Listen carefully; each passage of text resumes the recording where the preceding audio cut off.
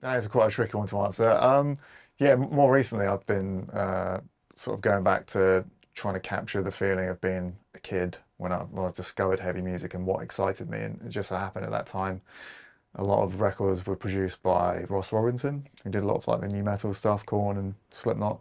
And those records, there's like a real intensity, particularly in like the vocal performances, that I think, but like the liveliness of those records and the the imperfections in the performance has sort of got lost to a degree over the years. But there's other things that have added to heaviness in terms of just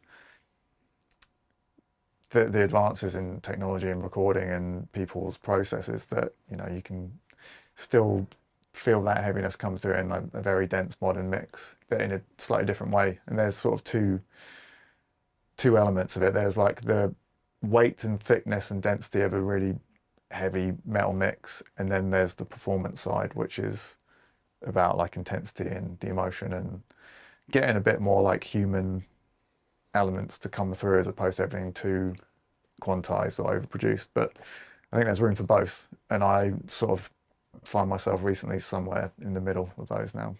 Interesting. So from that perspective, you're talking about the change from technology informing the production of heavy music. How would you say that that idea of heaviness has changed over time from those initial Sabbath albums through to more modern productions? Um, you can definitely like pinpoint a few like periods in heavy music, like the Black Album in particular, I think, and the Pantera stuff, which seemed to, I mean, maybe even And Justice for All with that was the first like really clicky kick drum, I think. But that was definitely like a turning point in production, I think, where things started to sound a lot more like mechanical and less like a vibey band.